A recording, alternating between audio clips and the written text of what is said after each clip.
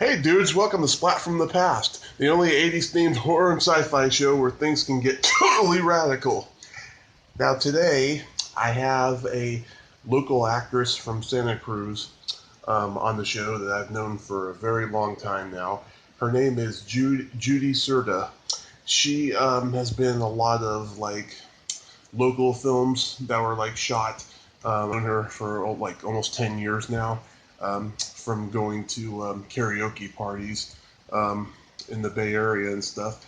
And we're going to talk about her career, starting from modeling to acting, and our days going to those karaoke parties, etc., and stuff.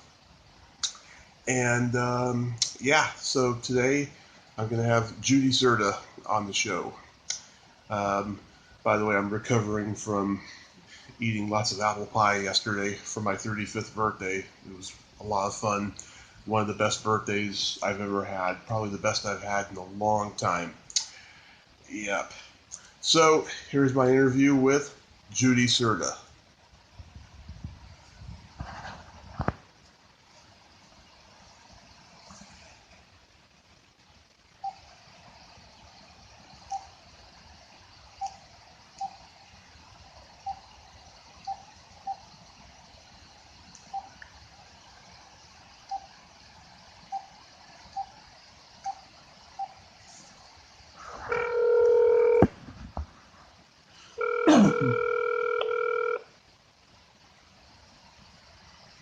Hello? Judy? Yes? Hey, welcome to the show. Thank you. How are you doing? I'm doing really good. I'm out by the pool right now at the Hilton in Gilroy, where I'm doing a role-playing acting job for a couple of days. So they put me up here in this nice hotel. It's really beautiful. Oh, that's great. How's the weather over there? It's okay. It's fairly warm. Right here by the pool, it's pretty hot because the sun is beating down on the area, but it's also a little windy for Gilroy. Not as hot as Gilroy usually gets. Yeah, it's about 90 degrees over here in Redding. Oh, is it? Wow, Yeah. It's pretty hot. I'd say it's probably about 82 around here. Nice. Yeah, it's so awesome. Yeah, you're on the show today. We've known each other for a long time now, and I'd like to go back to the beginning. So when did you know that you wanted to be an actress? I knew that when I was 5 years old, and my kindergarten teacher asked us all to write down what we wanted to be when we grew up, and I put down a star. I loved watching TV shows, and I wanted to act on them, and I had a tape recorder back then that I used to have other kids act on with me, and I would produce my own little movies, as I called them, on a tape recorder. So I knew it was definitely something I wanted to do. Mm-hmm. Who did you look up to, movie stars and stuff? Just different people on TV shows. I don't think there was anybody in particular. I liked certain shows, and I liked seeing certain movies. I was really drawn to the horror genre. Mm-hmm. My father used to take us to the drive-in to see movies that were horror in theme, and I used to love seeing those, and I used to always think to myself, I could do that. I could play that kind of a role. Mm-hmm. And so then I got into theater soon after that. First it was actually dancing. I belonged to a dance performing group as a preteen and then a teenager, where I would perform at the fair and different events and have recitals. So I got into dancing first, and then I started getting into musical theater and working on singing and dancing and doing all kinds of acting on stage. So I was in that for quite a while before I got into films and TV. Mm-hmm. What kind of theater did you do in terms of musicals? I did Grease. I played the role of Marty Maraschino in that. She was the pink lady who sung Freddie My Love. That was a really good show. And I was in a chorus line, which was a dream come true for me. Yeah. I played the role of Bebe Benstenheimer and sung at the ballet in that one. That required lots and lots of rehearsals and late nights, but it was well worth it. I love a chorus line. I've had yes. the Asian girl from the movie Jan Gan Boyd on the show. Oh, that's great. She must have played Connie, right? Yeah. Yeah, I'm actually going to be having her back on the show pretty soon. She's a lot of fun. Oh, that's great. Yeah, it is a really good show. Lots of good music and lots of good dance routines. Did you train with anybody famous when you learned acting? I wouldn't say anybody famous, but I did live in Hollywood for a while and took classes from an instructor by the name of Laura Hippie, and I also took many acting classes in the Bay Area from a wonderful instructor named Dennis Sakamoto. I took both commercial acting and film acting from him. Where did you grow up? I grew up basically in the Bay Area, but then right after high school, I moved to Hollywood, moved into a beautiful home with a couple of roommates that I had met from a job I held while I was in high school, which was a business consulting company, and a client had referred me to this instructor, Laura, and said that she would be a good teacher to train with, so I just did take some classes from her and ended up being her roommate, moving over to LA for a while. Didn't you do some modeling too? Oh, yes, I do a lot of modeling now. I didn't really start out with that. I do more modeling now than I ever have. I do a lot of print ads for different places. I've appeared in a lot of books, in some different magazines. I've done a lot of ads for different places like Techion, PayPal, just quite a bit. Done a lot of print modeling and also been in lifestyle videos, such as the one for the Santa Cruz Visitors Bureau video. That was a really fun one with a lot of great scenes around Santa Cruz. When did you move to Santa Cruz? I actually don't live directly in Santa Cruz, but I spend a lot of time there, so I consider it home.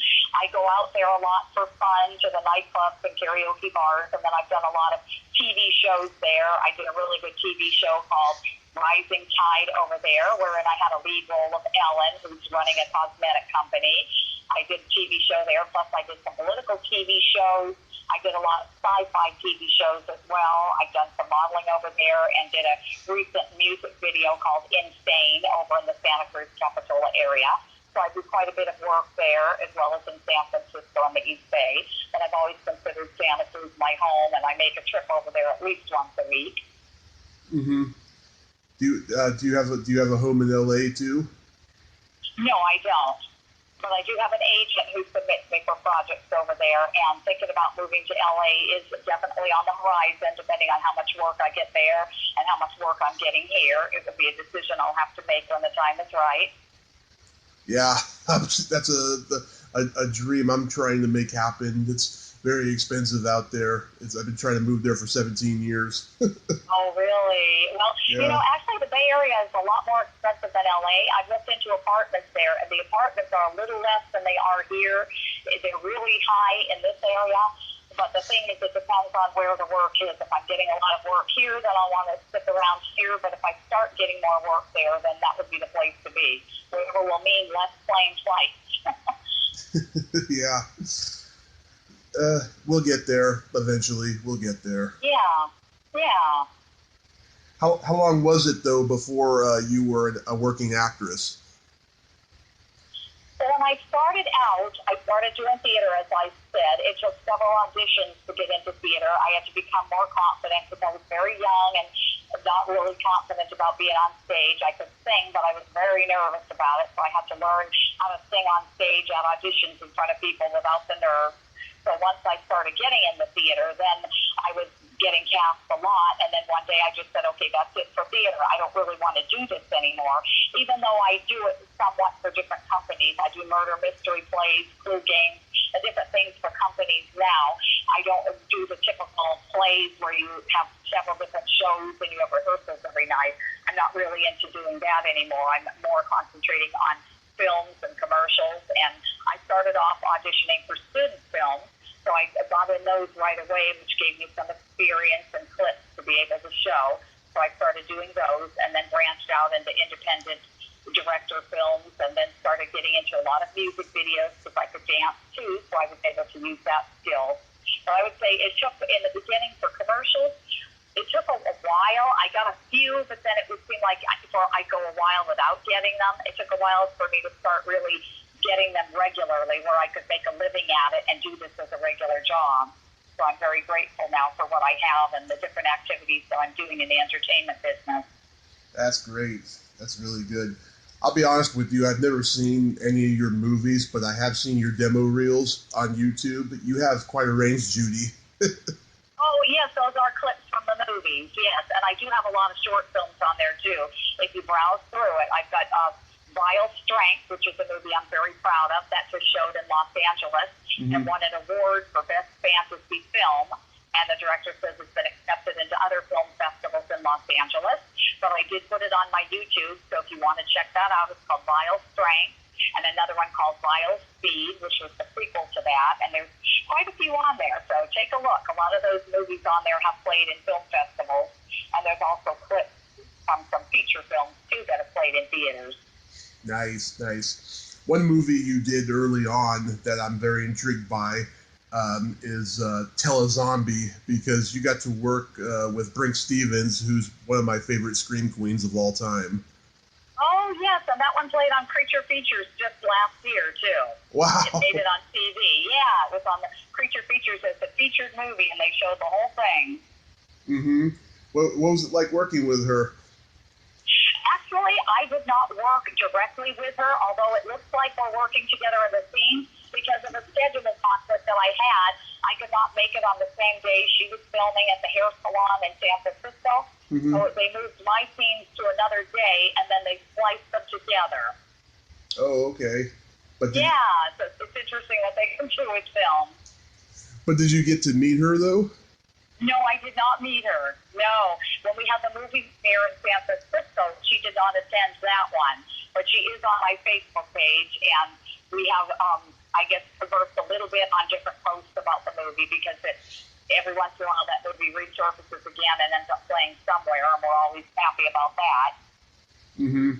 Yeah, I met her 2 years ago at a horror convention, and I was just completely tongue-tied, because when I was like 8 or 9 years old, she had this like I don't think it was real. I think it was it was real, but I don't think it was serious. She had this like phone sex hotline or something, Brink's hotline or something. Yeah, and I remember like this was long before cell phones. I remember late at night watching one of her movies on USA Up All Night and seeing the ad for it, and like going into the kitchen and calling it, and like as soon as I dialed it, I hung up because I thought I heard one of my parents like waking up, Oh, wow. So like interesting. Yeah, so like I was just completely tongue-tied, and I just kept it brief. I just said, I've been a fan of you since I was a little boy, and and she was very nice, and I said, may I get a picture with you? And she said, sure. We took a couple pictures, and then I took her by the hand and kissed it, and she loved that. Wow. Yeah, that was a really good experience. I loved meeting her. Yeah, I'm sure. Yeah, but that was a fun movie to make. Oh yes, yeah, I absolutely loved it. That was one of your first, right? Actually, Borderlines, there were several, Dancing on Cold, Borderlines, there were several that I got right in a row. But yeah, that was towards the beginning. That was one of my first feature films. Nice. So, what are your favorite horror films? That I've been in or that I've seen? That you've seen. I really liked the Friday the 13th one. Oh, yes. Yeah, I really enjoy those. Let's see, there were some others.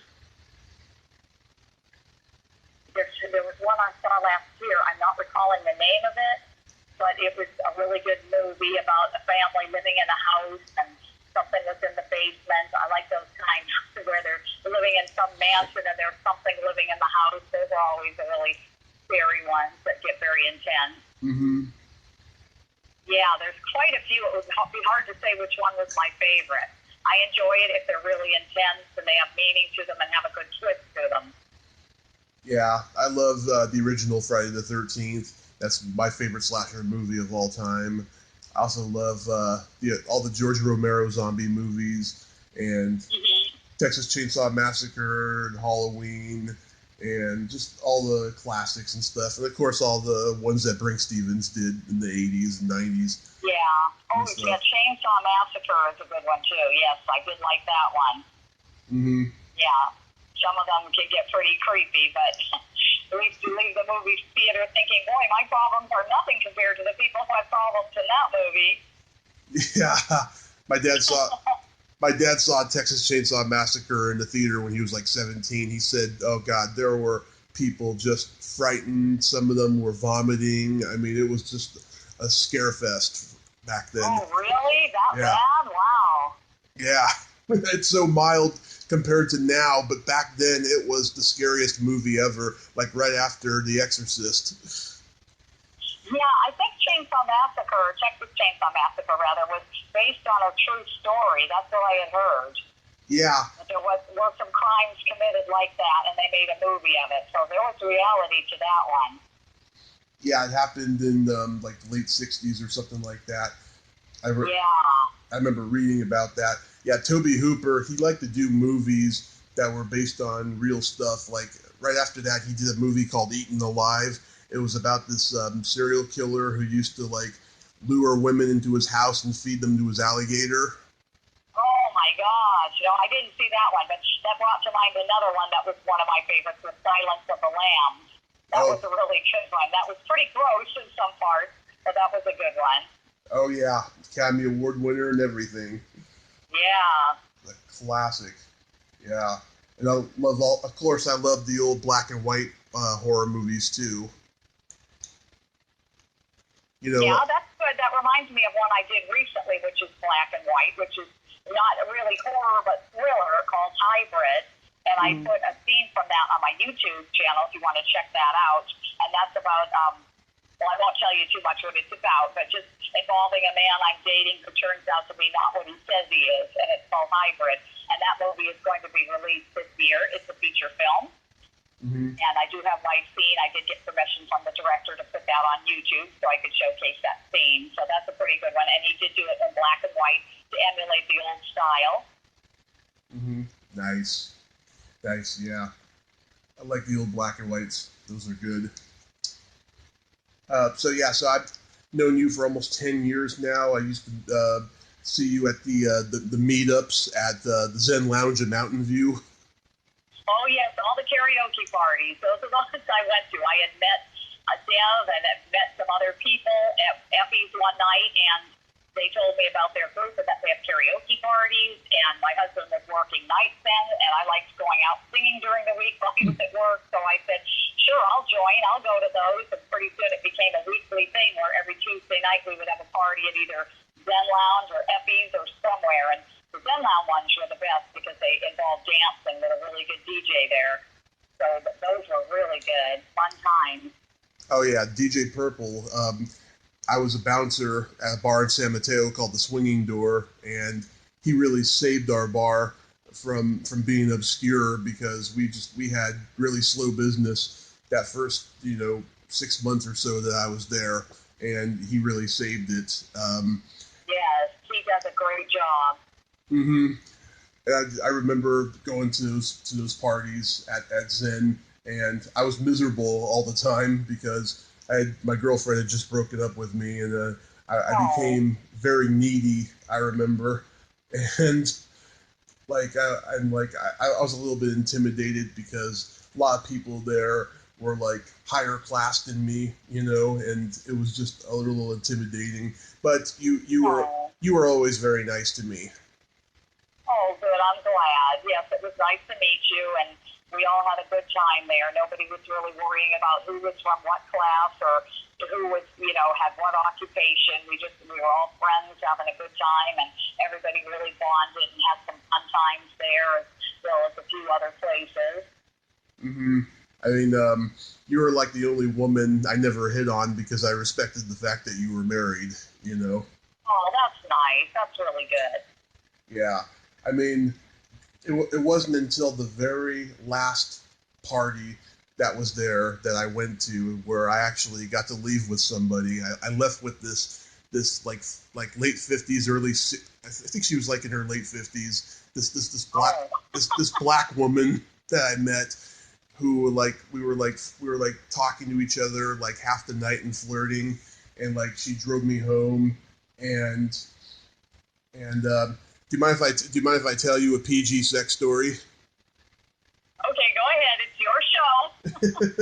It's up to you. It's your show. Whatever you want the public to hear. She took me home, and like all I got to do was kiss her and play with her clitoris. That was all I got to do, and she wouldn't let me go any further.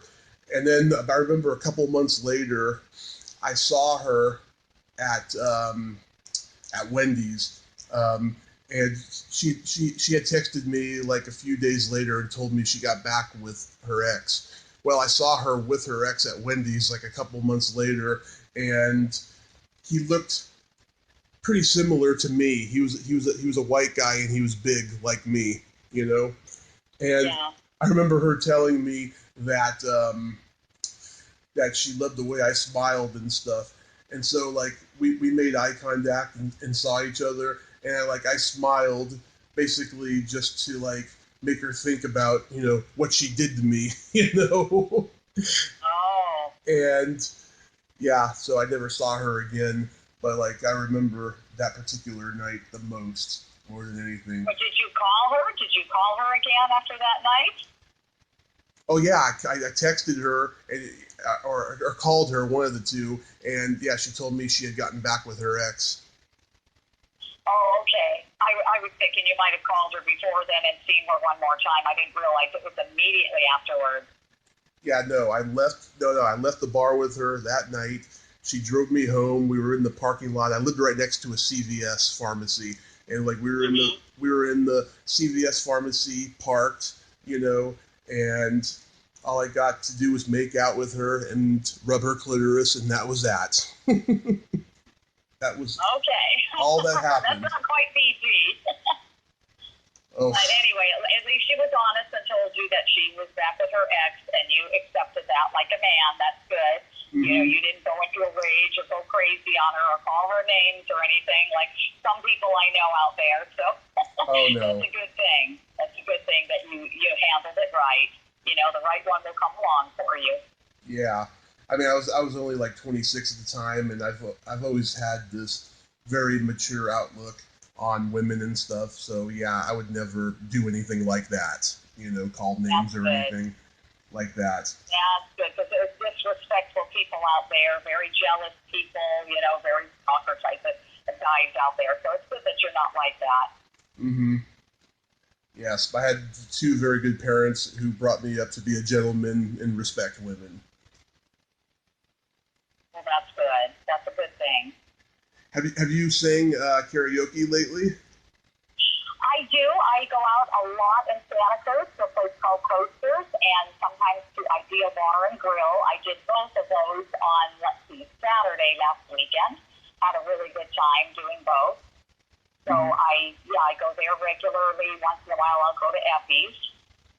Mm-hmm. And the rest of the time it's pretty much working on my acting career, submitting myself on casting sites, getting my work out there, and working hard. Yep. What are your best karaoke songs? I like the song Someone to Watch Over Me. That's an old song from the 1920s. And I learned it because I did this movie called Stranger Things Have Happened. And that was the theme song in the movie. And I thought it was a beautiful song. So I just had to learn it. So I learned it from YouTube on the internet, being sung by Linda Ronstadt. So then I started singing it in karaoke bars. But then I also sing updated ones like I'd Rather Be by Clean Bandit, Summertime Sadness by Lana Del Rey, and there's quite a few that I do. Some are very good dance songs, which gets the crowd dancing. Others are ballads. Mm-hmm. Yeah, mine are anything like from the Beatles or the Talking Heads or Steve Miller. Those are like my best songs.